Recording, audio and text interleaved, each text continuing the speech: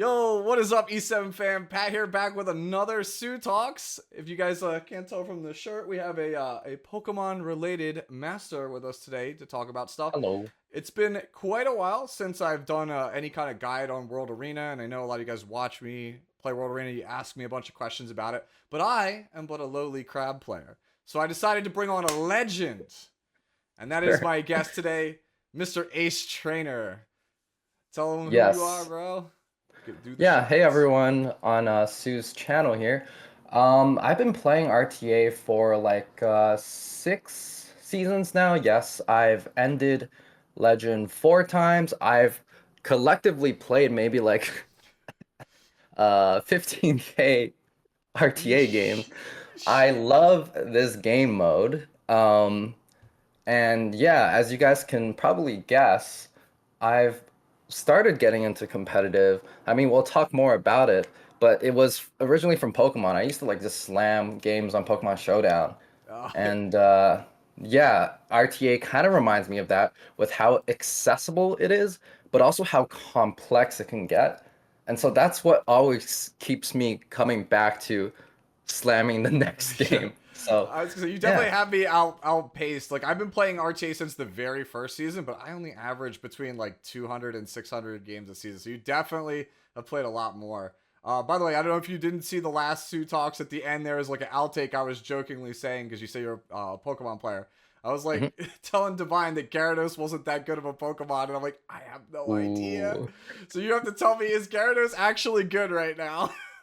Gyarados, I don't know about the current meta, but I would still imagine he's good. So the thing with Pokemon ever since abilities came out is Mm, you get so much tempo from certain abilities. He has Intimidate, which drops an attack down stat when mm. you switch in.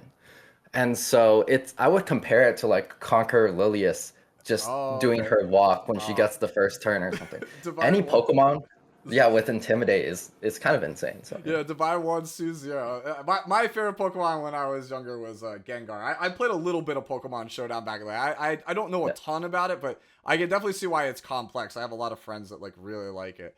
Which, by the way, I guess that transitions us pretty easily into the next question because obviously we're already talking about what other games have you played competitively besides E7, and how do you think they kind of compare and contrast? Obviously, I would just say Pokemon is one, but any other ones you want to talk about? Feel free to talk more about Pokemon as well. I'm fascinated by Yeah. that game, by the way.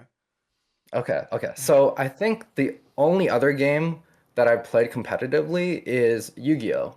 Um, I Oh, had I had a brief period where I played Bakugan, but no one was like on my level near me. It was like one of those games where if it's like Yu-Gi-Oh! Where if you don't get into the right community, Bakugan was all physical, right? So if you, but it, for Yu-Gi-Oh! If you find the right communities, then you can always be getting into those card simulators, those matches. And what I loved about Yu-Gi-Oh! I played during the Synchro era, and for mm, people who kind of know like certain eras of Yu-Gi-Oh! It was more complex than just, the GOAT format of like which, Yu-Gi-Oh cards had more attack and the lower the cost, more value and those things. Synchro became more about setting up your board and getting to win conditions. mm-hmm. Um, but I would sort of see it similar to as the meta evolved in Epic 7, it stopped being as much about like independent units and more so about like this mishmash of how things interact. Now I've played Yu-Gi-Oh! Maybe like I tried playing Master Duel like 2 years back, and the meta, oh my God, it It's became so inbred, yup. so complex. Like, Because so Ace, I don't know if you're familiar, but I played a lot of competitive card games. I've been a competitive card game player long before I was an E7 player. I played mhm. Yu-Gi-Oh competitively in exactly two formats, by the way, and I'm dating myself when I say this, but the first one is now known as GOAT format. The other Yep. format that I used to play competitively in is now known as Edison format. So it's actually really funny that the only two times I touched it are like these like iconic formats. But like I agree with you, man. A lot of my card game experience came from Bandai, and I feel Mhm. like the Bandai player base, like they miss the big picture. It's a lot of like you said, inbred, and a lot of like everyone's doing very samey things, and it's like Mhm. again, you when people miss the big picture, I think that we'll talk a little bit more about that in RTA and discussing how to get better at that a little bit later. But when you miss these big picture things, like it feels like it's so obvious, but Yeah. everyone's so honed in on, oh, Conquer Lace is OP. You got to pick this on one, and so on and so forth, that they Hmm. fall into these traps, and those are what let better players exploit them and pick up wins. At least that's my experience, at least for as far as card games go. I don't know if you feel the Sure. same. Yeah, and I guess I could also talk more about Pokemon. Like, I never played VGC, which is the much more like legitimate, like Pokemon Nintendo sponsored tournament sort of Mm, format where it's like two versus two, doubles interacting. So those abilities, those tempos, those synergies become a lot more complex. But I played like singles with like Smogon rules, and I played until like Gen 6 mm-hmm. competitively, just winning some like pocket change here and there, right? Because it's like organized by that Smogon community.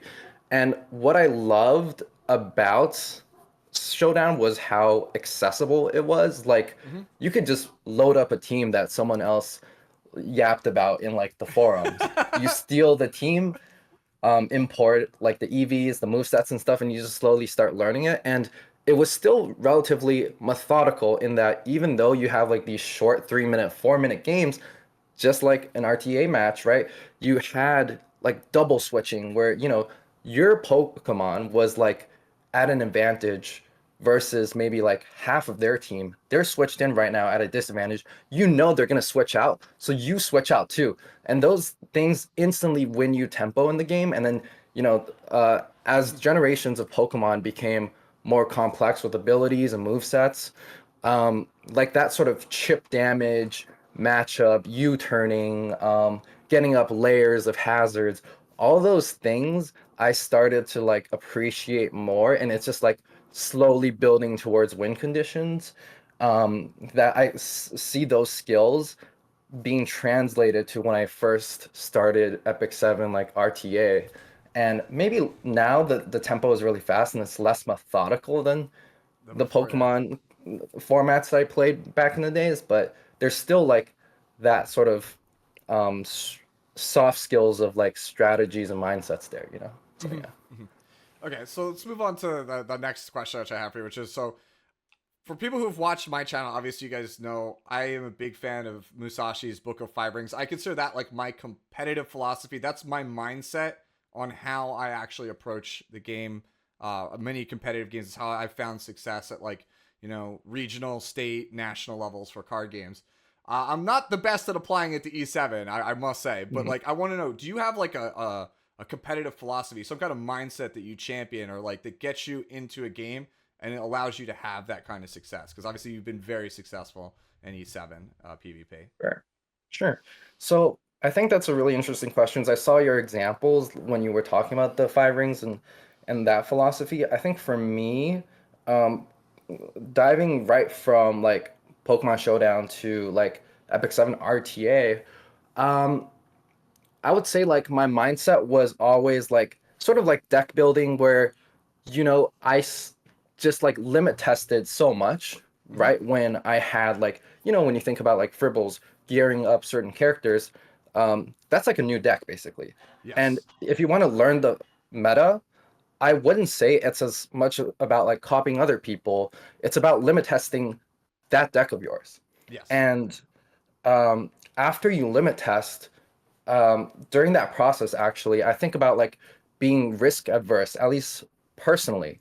I always sort of play the more like safer, logical thing. So when I see people, let's say 3, 4 seasons ago, stealing like Zeo Ran in some sort of combination of units where it's like proactively stealing characters, that was never something that made sense to me. Mm-hmm. Or another philosophy would be before the whole blind opponent came out for Epic 7, some people would target ban, right? And that's fair if you're really wanting to win those games.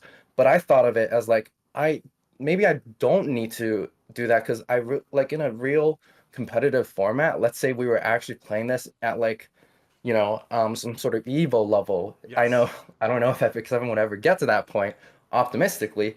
But it's like in those sort of situations, you wouldn't really have the opportunities to like Target ban, target yeah. ban everyone and do all or like snatch up picks because you'll be punished. So I always thought of it as like going into it blind, how can I make my deck be the most, sensical to me? Learn Yeah. the meta in a way that's very logical to me, and no matter what my opponent is doing pre-banning or how risk, I guess, what's the opposite of risk averse? Good, yeah. High risk. Yeah, yeah, it's like very high risk, not risk averse, but yeah, it's just Yeah, risky in general. Just risky in right. general. No Yeah. matter how risky they play, I can stick to the fundamental like learning that I've done and play in that risk averse way until I'm put in a position, let's say maybe in the game where, it's like I'm fighting Aiden and I need to like you're playing more risky because you're put in the backseat. Sure, I'll Yeah, do that. you I'll have to just play for the adapt in out. that way. Yeah, we call it, yeah, playing for the out. You have to. It's like that's the only way to win. So you have to get outside your comfort zone to not just lose it. So I get you. I understand that.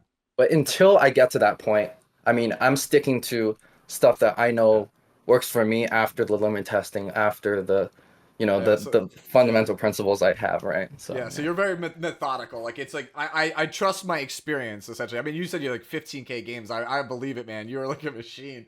I would trust my experience at that point as well. I mean, like as a side anecdote, this is a pretty like it's a pretty accurate way of depicting your methodology. So back in 2019, when I was still a Dragon Ball content creator, I was playing Janimba Mill, which was largely Hmm. considered a fringe deck. People didn't like it, but from months of grinding and testing, I knew all of my matchups like the back of my hand.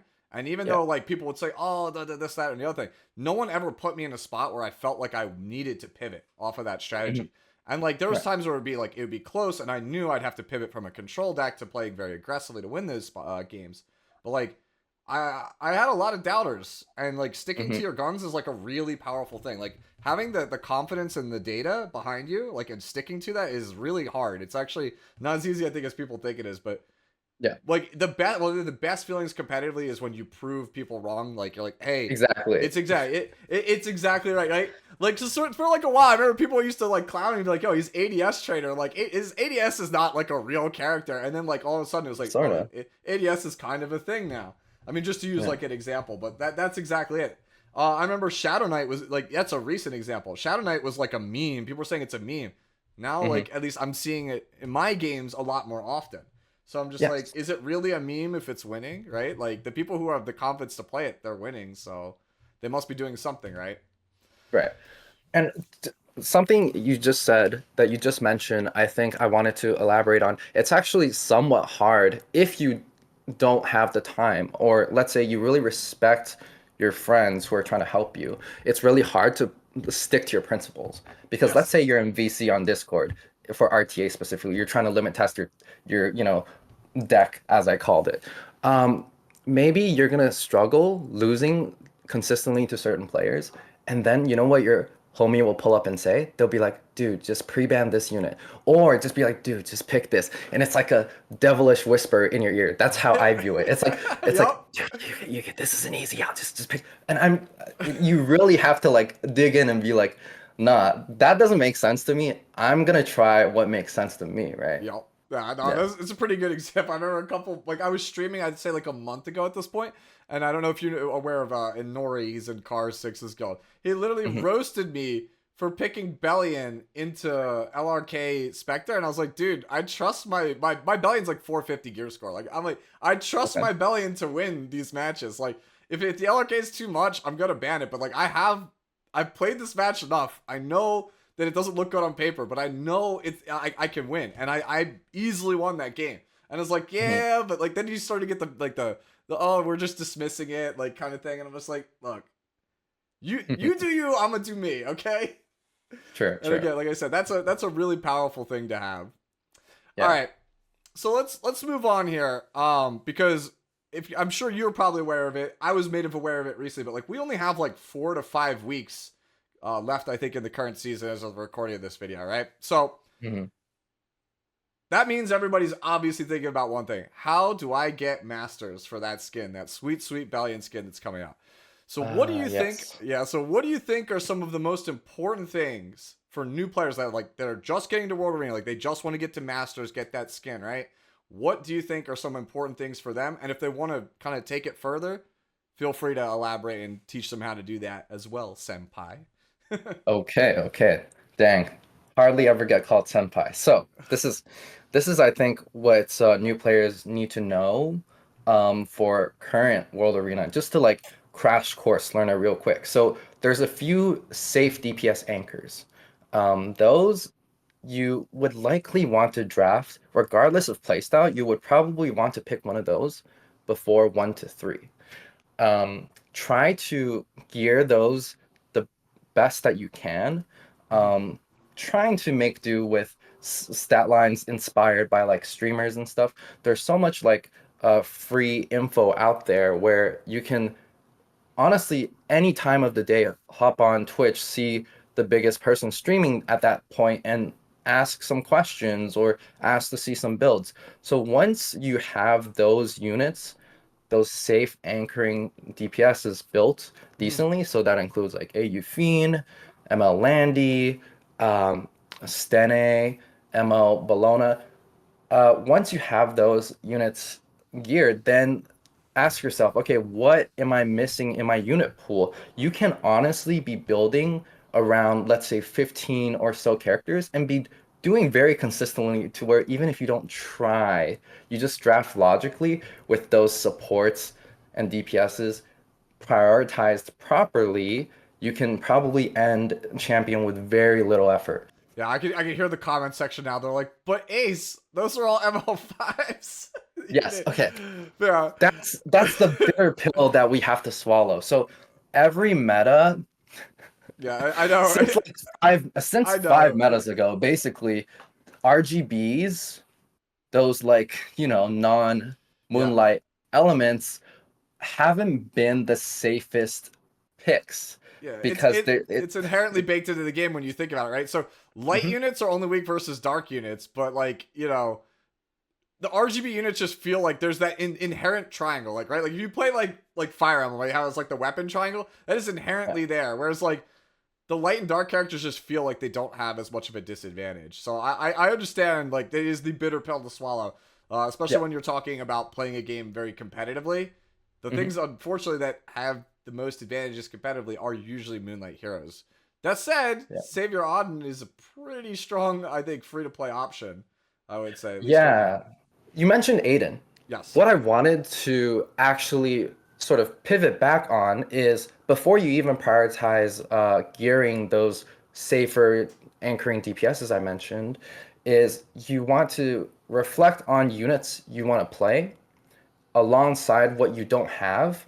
And actually, in E7, because it's been a game that's been out for like 4 or 5 years, there is a lot of opportunities for free MLs Yep. relatively. Yeah. So ask yourself what you want to play, ask some friends, ask some bigger communities, and really make sure you're not fumbling the bag in terms of taking advantage of those wallet warriors, as it were, that really synergizes with your play preferences, right? Yeah.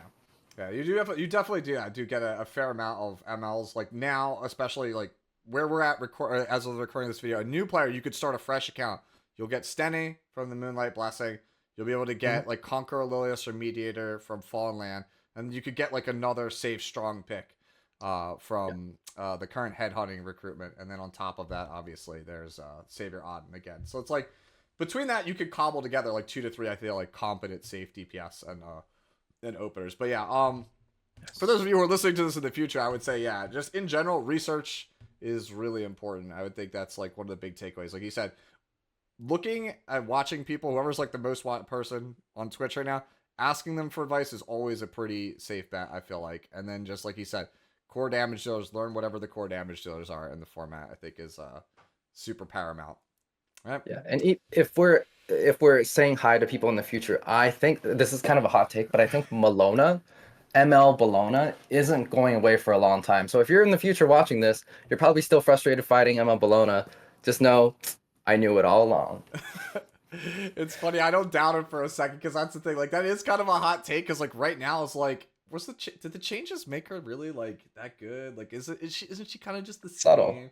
But yeah, kind of. maybe you're right. I definitely like still consider her one of the best damage dealers in the format. Speaking Hmm. of formats, this game Hmm. is largely a game of drafting. My friend Welchie, who doesn't play unfortunately anymore, he used to say that the game is largely like 80% drafting, 15% skill in game, and then 5% luck. Whether you agree with those ratios or not, that's fine. But there's no Yeah. denying that draft is probably, I would say, the lion's share of the game. Like having Hmm. a good draft strategy is very paramount. So I wanted to ask you, what are the do's and don'ts of drafting? Walk us through how Uh-huh. AceTrainer drafts, because again, you've got Yeah. 50K games worth of experience, so I'm sure you've got the winning recipe, the secret sauce, so to Sure. speak. Sure. Yeah. I was looking forward to this question. So I think uh, my draft style slightly varies depending on the season, but I think more importantly now than how I performed in the past, I really read into the pre-bans. Mm. Pre-bans right now signify which of those anchoring safe DPSs are strong. And maybe based on the pre-bans, you maybe take an opening unit that can capitalize off of your opponent's pre-bans alongside yours that you've limit tested, that you know based on the amount of games that you played that, okay, these pre-bans is what I want to stick with, that I'm comfortable with, right? I know the subtle Yeah. interactions. Like a good example is like, if you pre-ban Ran, you're not going to face a lot of these cleavers, Yeah. um, where they can follow up Ran with some disgusting stuff that worked for a long time. Ran Poly, Ran Zeo, Ran Sicilia, a lot of things. Um, whereas if you let that unit through and just pre-ban another unit, it opens up like it's like a butterfly effect. Yeah, Okay, it's like you're playing so a completely different format, right? So, for example, exactly. like I was banning Lua Naqual for most of this season. The Hmm. second I let Naqual through, like I changed my premiums, I went like Lua Gala because I was having trouble with Gala, right? Yeah. Instantly, control was everywhere because Yes. just from that one little pre-man shift, control Mhm. became all I was playing against. Yes. A good example for my experience is last season. I played a lot of games. I pre-banned Aiden. I let Aiden through now, and I've been cleaved a lot less by Zeo because they're fearful of Aiden being on the board. They can't take Aiden themselves because, like, there's not too much, like, she doesn't really clean up as much as you want to when you're a cleaver. Yeah, So now that I've let her out, it's like an entirely different ball game that I had to play like sort of 100 or 200 games to just understand. It's sort yeah, of like deck building, right? But to go back to the question of so how do I draft right now? It would be reading those pre-bans, either deciding from then I will commit to a win condition of a really strong opener like Conquer Lilius or Death Dealer Ray, yep. That's a big or one now. committing to just a safe DPS that now I am trying to protect with all my life. Yeah, So before, maybe like 3 seasons ago, it was only aggressive players protecting Spectre Tenebria with all their life. Now, any player, whether you are more speed oriented on your account, whether you have more like high gear score units, any player, they're either protecting Landy or ML Bologna or Spectre Tenebria or AU Fiend or setting up the Surmia, protecting those win conditions yeah, with their whole life. So I make the decision whether I commit to the opener anchor or the DPS win condition, sure. And then afterwards, depending on their picks, I used to try to sort of get more synergy going on my account. So as you see from the game versus despair, yeah, maybe the synergy of Lulucard defense buff allowing my AU Fiend to do more damage because she's defense scaling. So yep, those synergies mattered a lot more a few metas ago. Now it's all about directly responding to what's on the board, more so than ever. So I'm directly responding to what's on the board with Lilius right there responding to that Death The Dealer rate. delay, Now yeah. his buttons are useless. Lulucar responding to the Bunny Dom. Her buttons are relatively useless. So it's this like sort of jazzy, you know, Yeah. call and response interaction that I always enjoy strategically from RTA. That's where the draft, I think, is really like fun and Yeah. beautiful to me.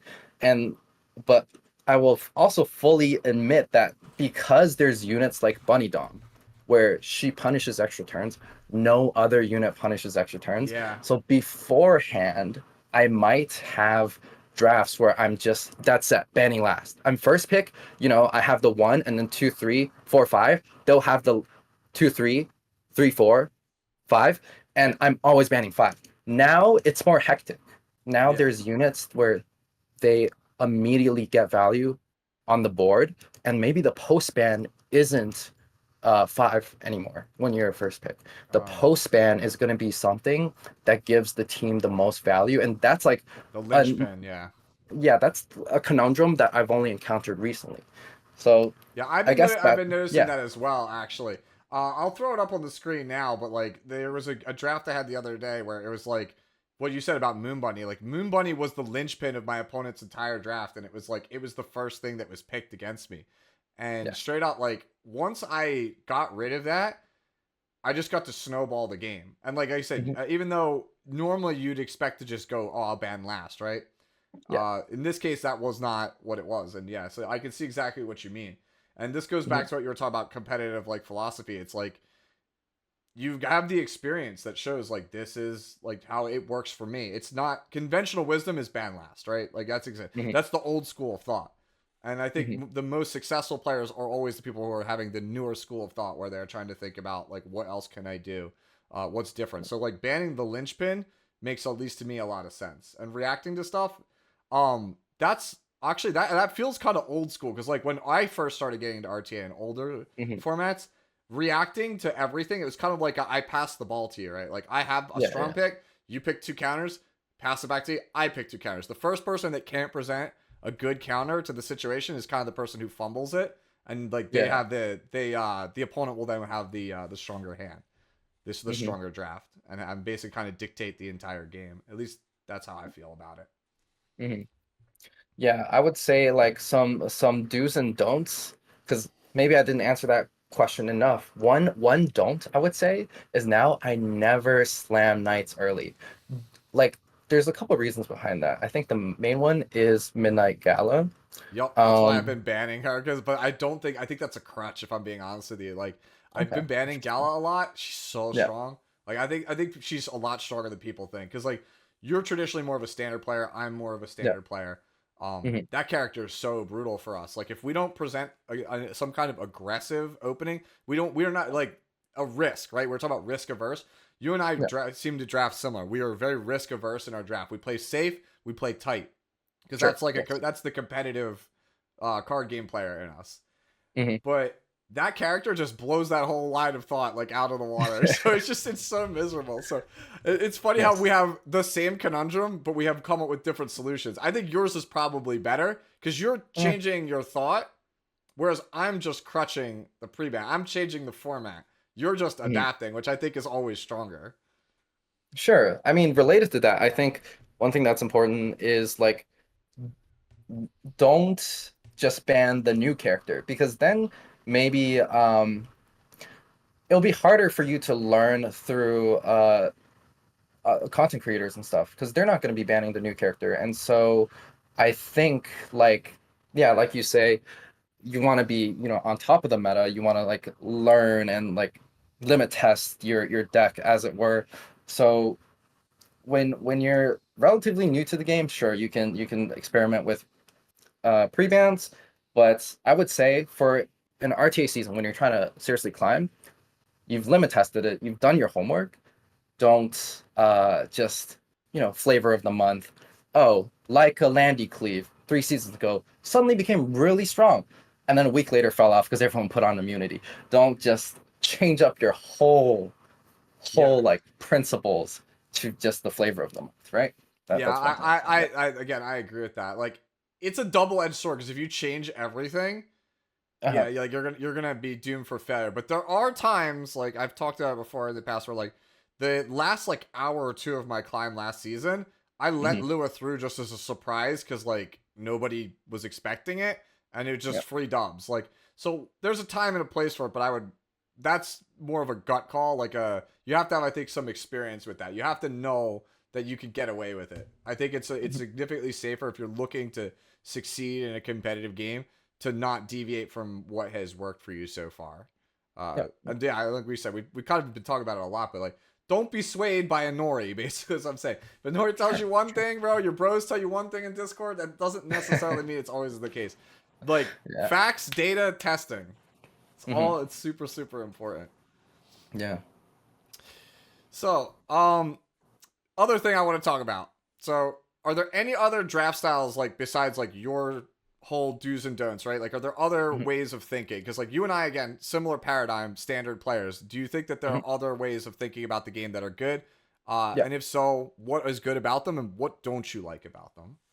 Okay, yeah. I mean, the one that comes to mind immediately is for me Light E7. So he changes his pre-ban so often. Mm-hmm. He knows so he has a really good grasp on the meta because he slams games like me, but he Yes. is more consistent in streaming them and streams for a long time, slamming them, playing every match on stream. So he has a really strong grasp of the meta. And maybe this week he's pre-banning, certain units like right now Lulucar and Bunny Dom, and he will just play and show like really flashy wins where people are gonna want to copy that. But so the reason why he can do it is because he has a wide range of characters built. He has natural speed, he has the high GS pieces. And Yeah. so what I'm really inspired by, even if I don't copy his pre-bans and try to play like him, is I really like how he plays less risk averse. He's more risky in how he plays, even in the draft, right? So I've always fundamentally been like, okay, if they pick Knight, um, and the meta is relatively slow, and they're picking relatively slow characters, I'm gonna respond with Knight just so I'm Yeah. relatively safe. I'm the same But way. but Light's not like that. So in the first draft versus a Korean legend player, he is picking basically three DPSs if you count DDR as sort of a disrupt pseudo DPS. Yeah, So he's like an enabler. Like he's like what I consider an off DPS. He's weird because he's like an opener, a control character, and an off damage dealer after his right. changes. And what's so like risky to me about this is there is that call and response, but ML Acades is the only thing responding to the call of needing cleansers with that strong C Lilius first pick. So only MLKDs is offering cleanse. However, because they have a sub DPS of via Death Dealer Ray, he can get away with not having too much cleansing because he has two DPSs that is guaranteed to provide some value. And then on subsequent rotations without cleanse on like the next DDR rotation after he's provoked, he is able to close out the game. So this draft is still, even though he is like lacking some tempo and it's kind of risky to me, it's still like beautifully drafted because he has the responses and he's trusting in the passive effects of like the arrow while stabilizing, the turn one provokes, Yeah, and the ML Ken just being there being a nuisance. So it's like, it there he's letting the opponent get some tempo, but then he's like, you know what? I know the kits of these units. Here you go. Enjoy trying to fight through all of this before I yeah, come around and yeah. like fight back. It's true. Yeah, looking at his draft here, like I don't know about how you feel, but like ML Shu is such a like such an obnoxious character, right? Like Yes. you just look at what his team is, right? So it's like you Right. have arguably after the rework the most obnoxious like off support right now. You have the tank that everyone hates because on demand stun.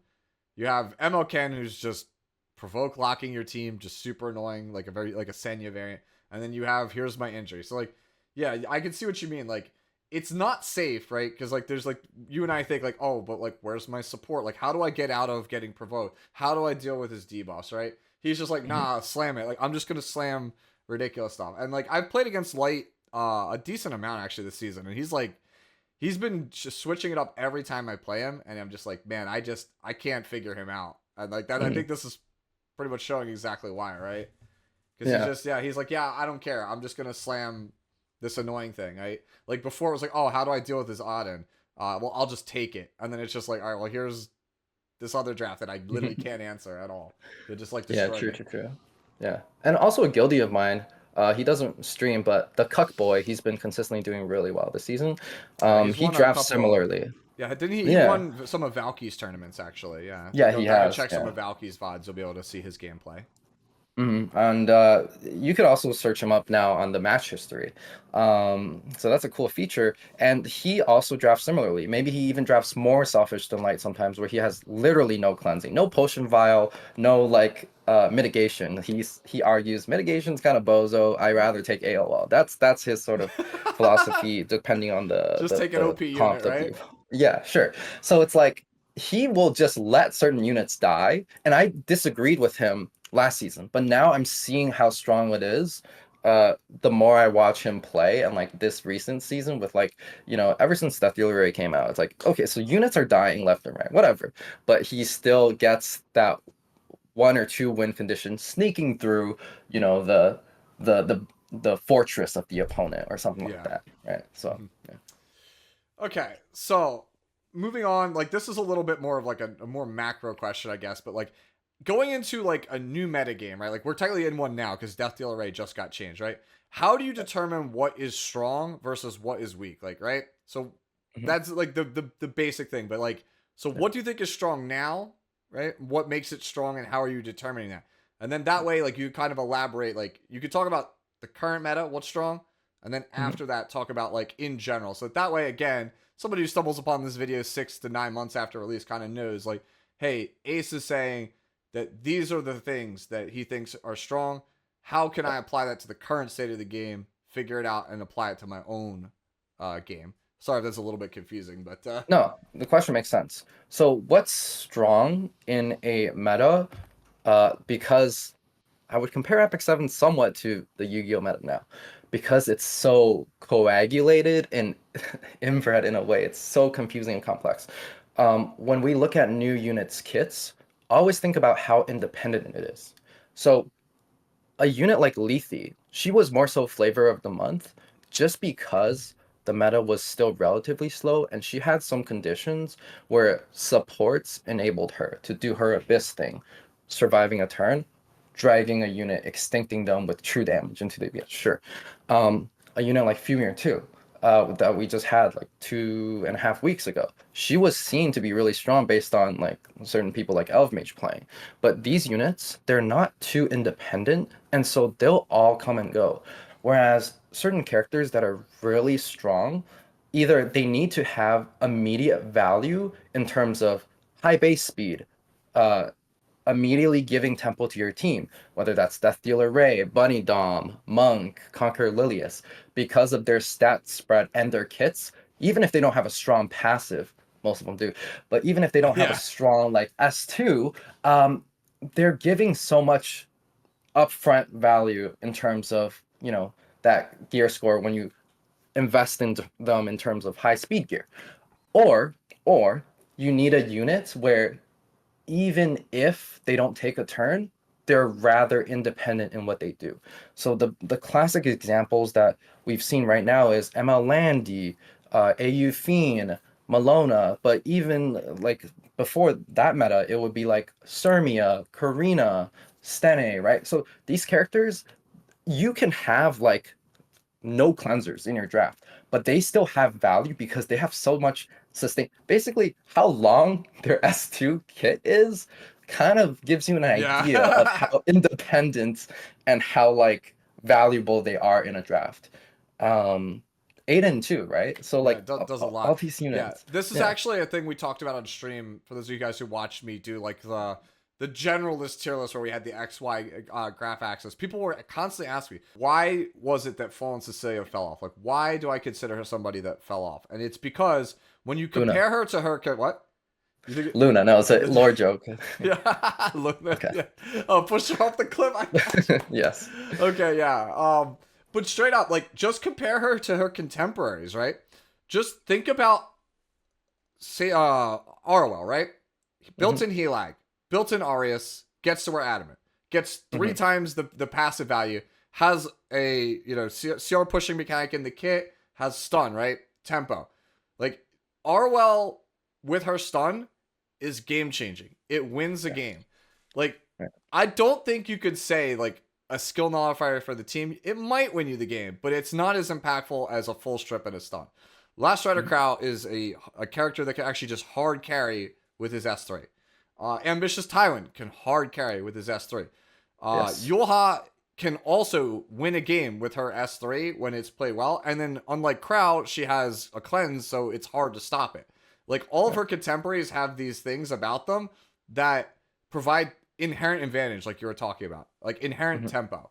They Yeah. do something like basically almost independent. Like, they are there, you get value because of your tank. All knights on Arius are going to give you some value, right? But Hmm. when it's their turn, they have big explosive plays. Whereas I Hmm. don't really feel Yes. like Fallen Cecilia has that. Like, that's a pretty Very good. refreshed. Yeah. Yeah, that's That's it. exactly like why it is the way it is. So for like somebody like Fallen Cecilia to actually be good again, it's exactly what you're talking about. She has to be independent. Because right now Yep. she relies on the other people on her team to close. Whereas any Yeah. of those people I just said, like, I've won games off Solber and Yulha. Just Yulha is my only carry left. And I've won that game. I've won off of flash spam. I'm sure anybody who's played in Golden Boys knows. A Tywin spam, like, will win you Hmm. a game.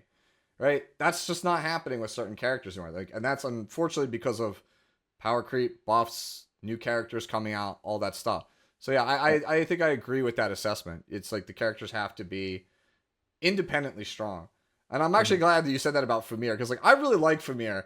And I was kind of Okay. like down on her. And Okay. like I saw people playing her and she was like really, really like heavily played. I was like, but is she that good? Because like you dedicate a lot to it, right? Like there's a lot Yes. dedicated to Famir. Whereas Yeah. like if I just like it's not quite the same role, but like if you slam Sarmia, right? Like Sarmia is my favorite character. If you're just slamming Sarmia, like you're gonna get value out of this character, like no matter what else is on your team, right? Like Yes. that's Yes. exactly it. Like Spectre on book, I'm probably getting value on the team unless I get cleared, right? So I Hmm. think I agree with you. Just looking at just what's played now, just looking at characters that just feel like they have a lot in the kit and it's Yeah. hard to stop it. And even if like your opponent has the aggression, you're still gonna get something out of them. I think that's a pretty good checklist Yeah, I overall. think it started with Carrot meta. I think Carrot, when she got buffed like 5, 6 seasons ago, that started the independent mitigating kits that so many DPSs need to have now. Think of, let's say, compare Carrot to a unit like Fire Ravi.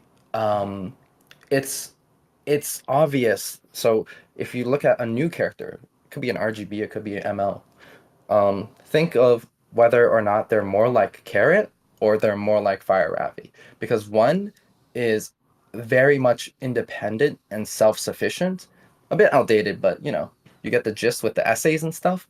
Whereas the other is very much too honest, too Mhm. needing synergy, which is just Yeah. too simple for how complex the meta has become, right? Yeah. Yeah. I think that's also a little bit why A Ravi has kind of fallen off a little bit, to use your Ravi Yes. analogy, because it's just Ravi with the Crimson Seed change surprisingly is not as sufficient or independent as Hmm. she used to be. There's a lot of things that she needs help with. Like, how is she supposed to avoid getting stunned from like ROL or some of these other characters? Like, how are you supposed to survive the avalanche of venom that they've added to this game, right? All the injury that just like came out of nowhere over the last couple of months. Like Hmm. she can't stand on her own anymore, it feels like. So I think that's at least for me, that's kind of why she's fallen off. Is Yeah. because she Rest in needs too much help. peace.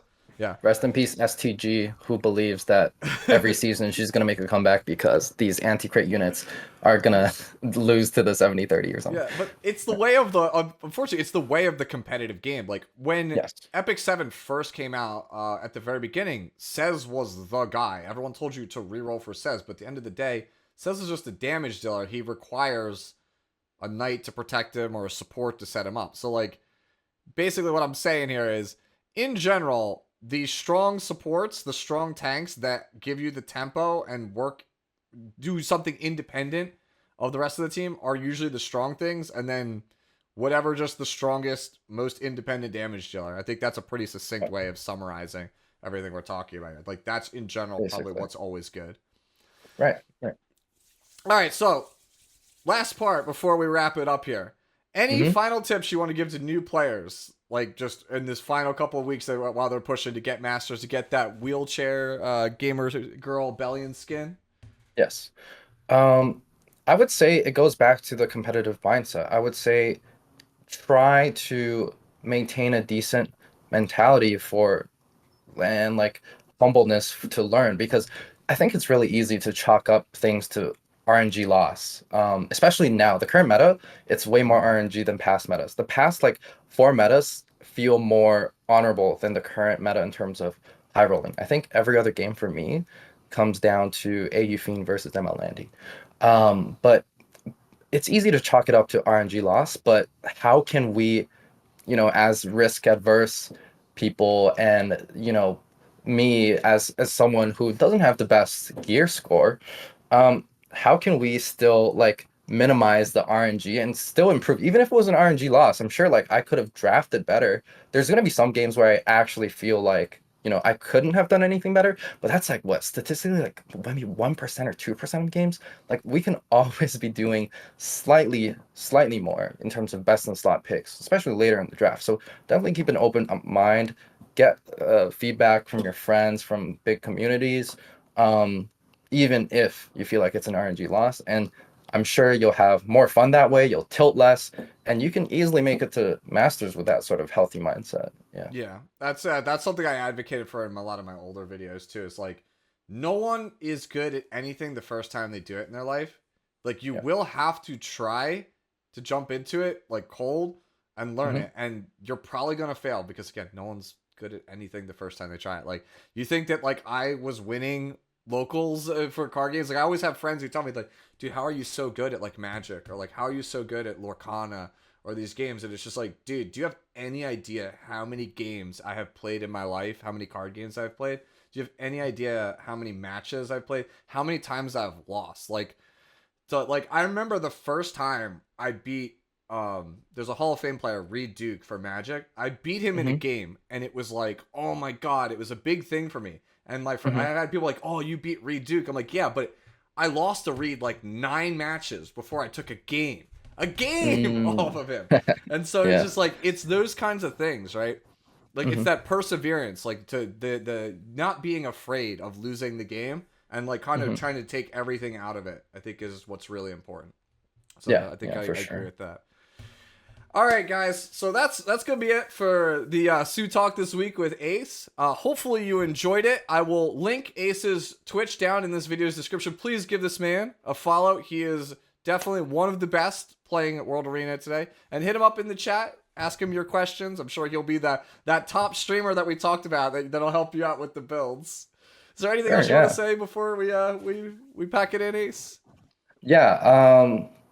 Again, thank you for having me. But also, I will say maybe I'll respond to the YouTube comments with like my, you know, YouTube account for as Ace Trainer. But don't watch my videos on YouTube. I tried doing Epic 7 YouTube and then I gave up. So It's not easy, right? yeah, It's not it's easy. not Like easy.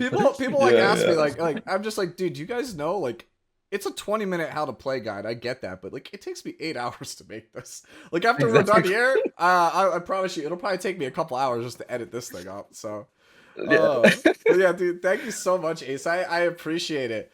Uh, tune in next time, guys. I will have another guest. It's one that I think a lot of you will probably all be very familiar with. So again, please Ooh. look forward to it. As always, if you enjoyed it, like, comment, subscribe, all those fun YouTube things.